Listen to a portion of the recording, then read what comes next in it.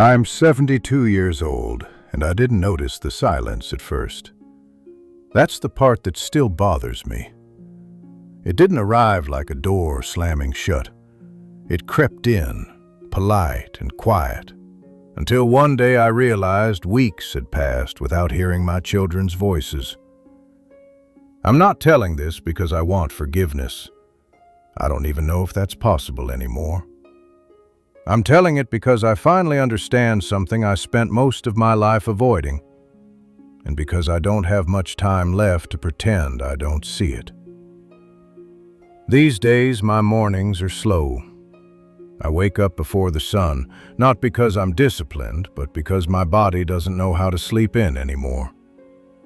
The house is quiet in a way it never used to be.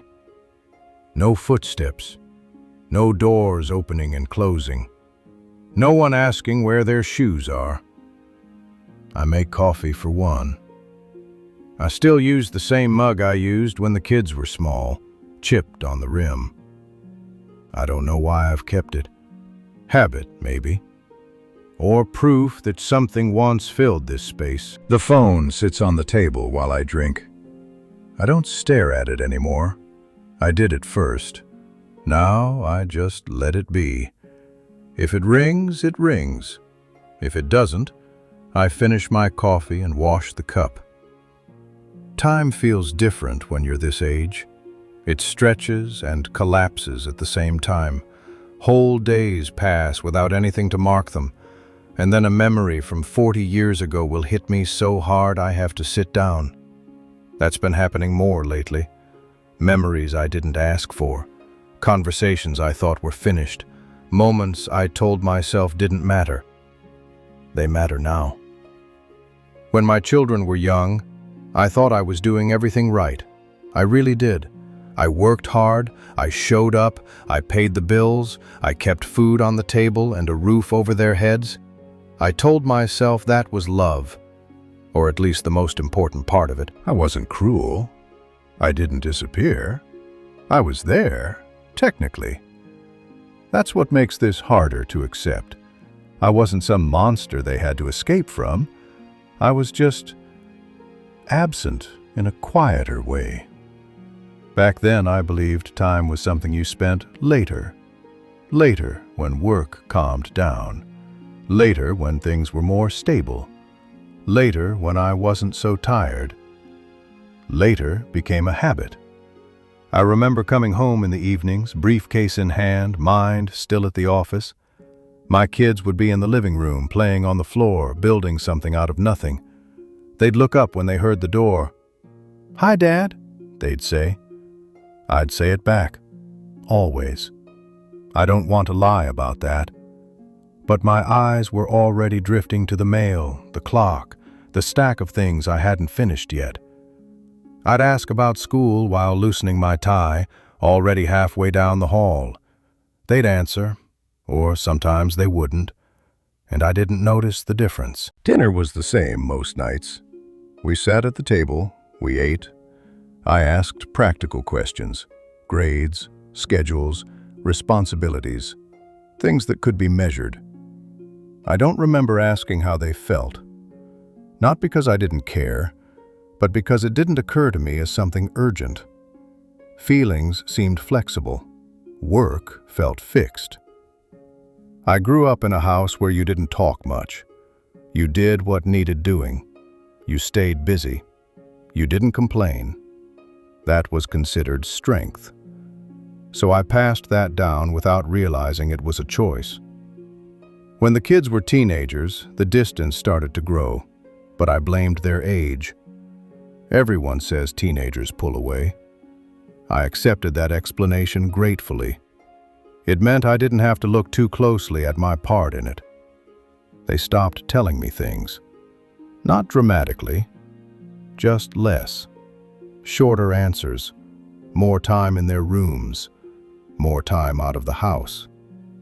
I told myself it was normal. I told myself they'd come back around. What I didn't notice was how often I chose other things over being available. Extra hours at work, projects that could have waited, Even small things like finishing a report instead of sitting with them while they did homework. None of it felt like abandonment at the time. It felt responsible. There's one memory that keeps replaying lately. I didn't think much of it when it happened. My youngest had a school play, not a big one, just a small production in a gymnasium with folding chairs and bad lighting. They asked me weeks ahead of time if I'd be there. I said I'd try. Even as the words left my mouth, I knew what they meant. "I'll try" was my way of leaving a door open for myself. That night, something at work ran late. Nothing dramatic. A meeting, a discussion that went longer than expected. By the time I checked the clock, I knew I'd miss it. I didn't call. I figured they'd understand. Kids are resilient, I told myself. There would be other plays. When I got home, the house was quiet. Too quiet. My spouse was cleaning up in the kitchen. My child was already in bed. "They did well," my spouse said, not accusing, just stating a fact. I nodded. I remember nodding. I never brought it up again. Neither did they. That's how most of the damage happened, not through fights or shouting, through silence, through moments that passed without being named. As the years went on, the kids grew up and moved out. That's supposed to happen. I expected it. What I didn't expect was how little space I occupied in their adult lives. At first, they called regularly. Updates, questions, small talk. I was relieved. It felt like proof that everything was fine. Then the calls became shorter, then less frequent. Then sometimes they'd text instead. I noticed, but I didn't say anything. I didn't want to seem needy. I told myself they were busy. I'd raised them to be independent, after all. When they had their own families, I stepped back even more. I didn't want to interfere. I didn't want to be a burden. But stepping back felt easier than stepping forward. I see that now. There were invitations I declined because the drive felt long. There were conversations I kept light because I didn't know how to be vulnerable with them. There were questions I wanted to ask but didn't because I wasn't sure I had the right anymore. And slowly, they stopped reaching out. Not completely, just enough that I couldn't ignore it anymore. The turning point didn't come with an argument. It came with an illness. Mine. Nothing dramatic at first, just fatigue. Tests, more tests. A doctor using careful language, the kind that sounds calm but lands heavy. I remember sitting in my car afterward, hands on the steering wheel, thinking about who I should call. My spouse, of course. That was easy. Then I thought about my children, and for the first time, I hesitated. Not because I didn't want to tell them, because I didn't know how to enter their lives anymore without a reason. I called anyway, left messages, tried to keep my voice steady. They called back, concerned, polite, loving even. But something had changed. They visited when they could, sent messages, checked in. And yet, I felt like a guest in their concern.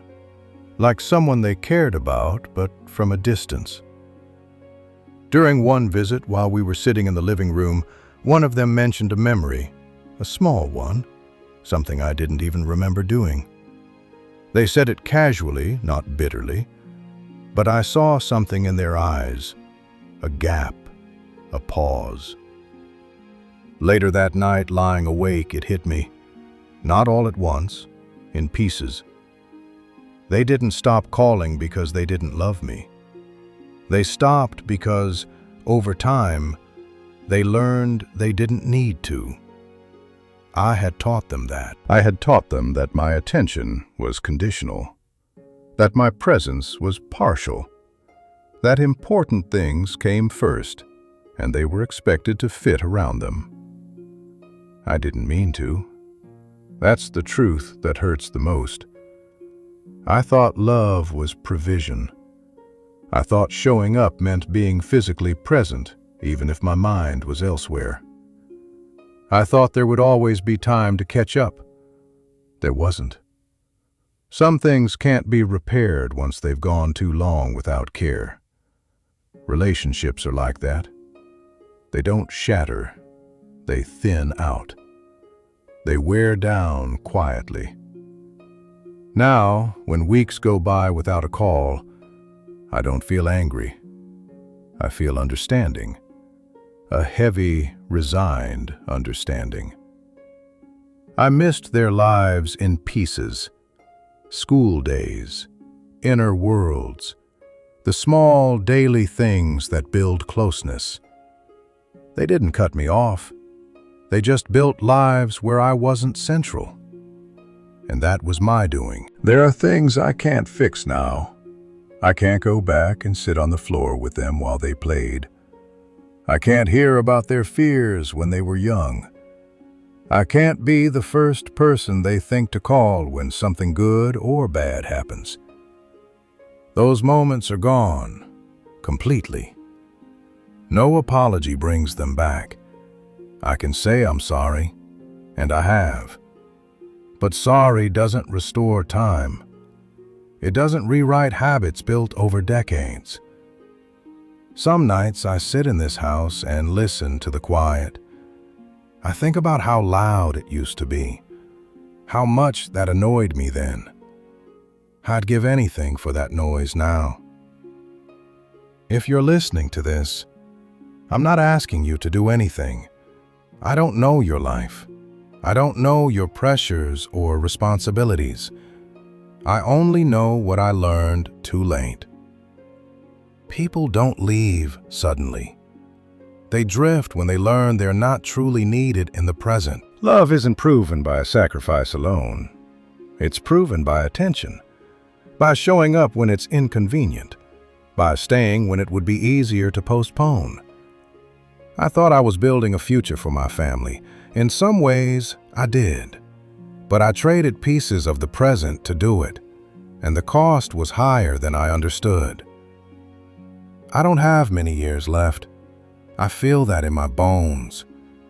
I don't know how I'll be remembered. Maybe as a decent man, a hard worker, a reliable provider. I don't know if I'll be remembered as someone who was close. That's something I have to live with now. If this meant something to you, if it stirred something uncomfortable or familiar, you don't have to name it. Just notice it. That's enough. As for me, I'll finish my coffee, I'll keep the phone where it is, and when it rings, if it rings, I'll answer with my full attention. I know now how rare that is.